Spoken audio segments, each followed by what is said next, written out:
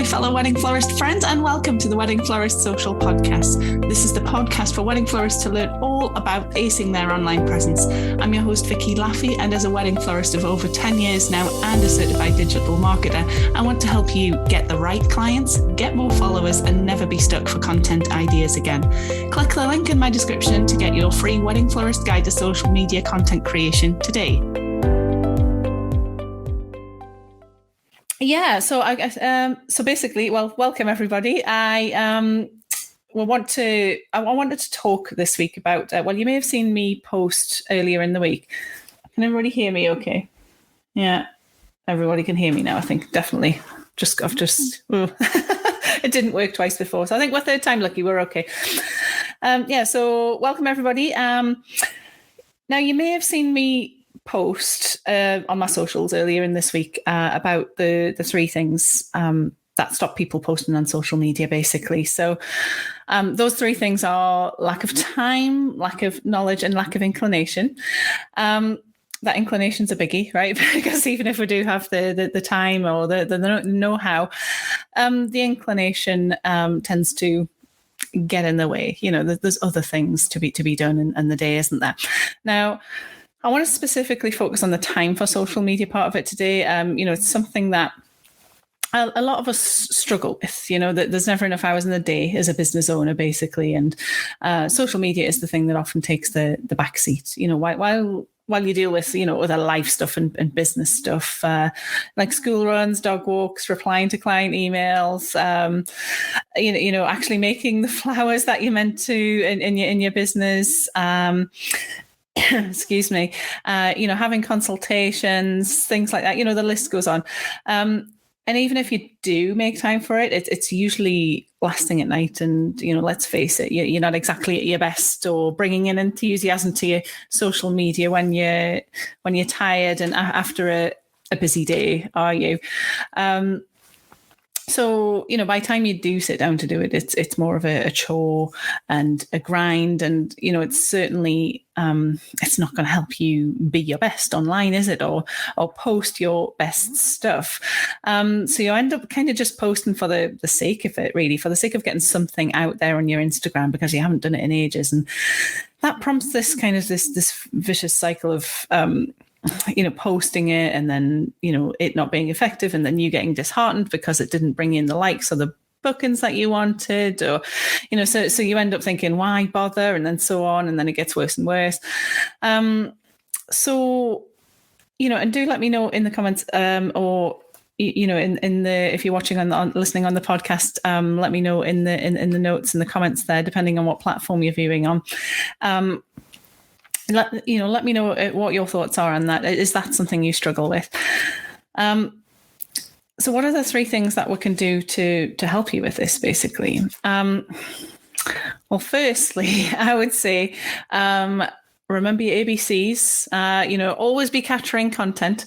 That doesn't exactly, slot into place, but always be capturing your content.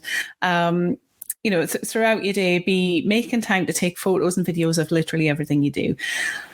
I'm always saying, and my Flower Up members will attest to this, I'm always saying everything is a content creation opportunity. And, if you haven't taken any photos or videos, you're simply not going to be able to post anything. It's simple as that. You'll not have anything to make a reel out of, or a story out of, or to put on your Instagram grid or your Facebook page, anything like that. With all the best of intentions, when you do sit down on a nighttime, you're really stuck. You're making a rod for your own back in a way, because you're not giving yourself anything to post with. You're not giving yourself a choice of lovely images and videos and things like that. So literally be taking photos of everything you do, everything from a cup of coffee that you're drinking to something amazing that you've made at a wedding venue. Like, literally be taking photos of everything. And that kind of leads me on to the next one as well, which is changing your mindset on it and kind of upping the importance of it. When you start realizing that it's just as important as any other task in your business, it's just as important as sweeping the floor at the end of a busy day, or delivering those wedding flowers to a venue, or doing your bookkeeping at the end of the week or the month, or however often it is you do it. They're all just as important as each other. They're all important elements of running your business. And so as soon as you start realizing that it's just as important as any other task, that will help you give it a higher priority throughout your day too. So when you're making it part of your work in practice, I even, for example, have when I'm doing a quote for a wedding, I even build that in to my delivery and setup charge. I always build in time to take photographs.